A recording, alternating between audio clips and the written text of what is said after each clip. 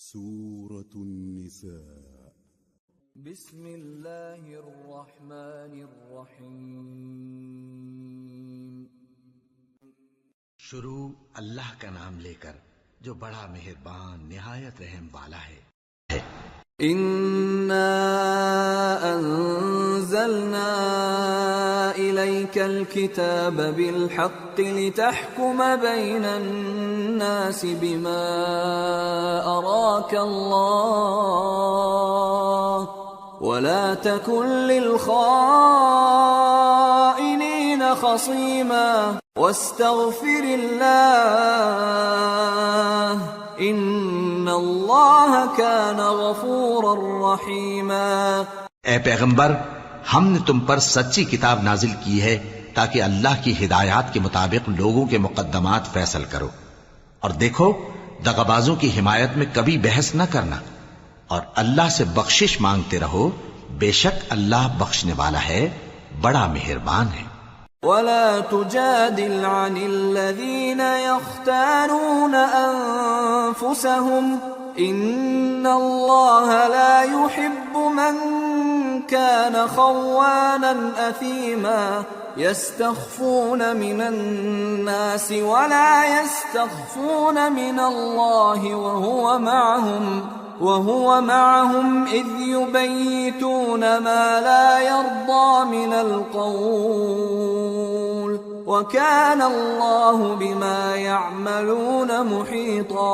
اور جو لوگ اپنے ہم جنسوں کی خیانت کرتے ہیں ان کی طرف سے بحث نہ کرنا، کیونکہ اللہ دغاباز اور گناہگار کو دوست نہیں رکھتا۔ یہ لوگوں سے تو چھپتے ہیں اور اللہ سے نہیں چھپتے، حالانکہ جب یہ راتوں کو ایسی باتوں کے مشورے کیا کرتے ہیں جن کو وہ پسند نہیں کرتا تو وہ ان کے ساتھ ہوا کرتا ہے، اور اللہ ان کے تمام کاموں کا احاطہ کیے ہوئے ہے۔ ہا انتم هؤلاء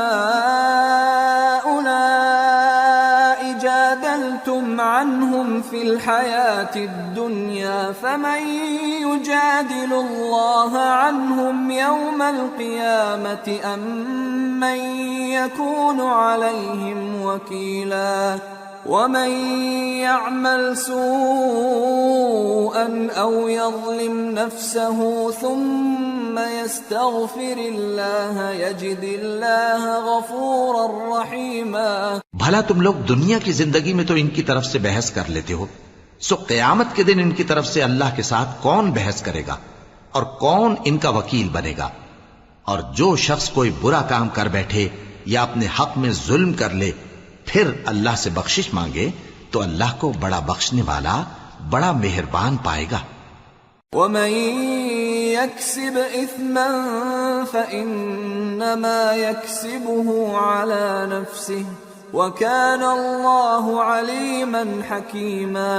ومن يكسب خطيئة او اثما ثم يرم به بريئا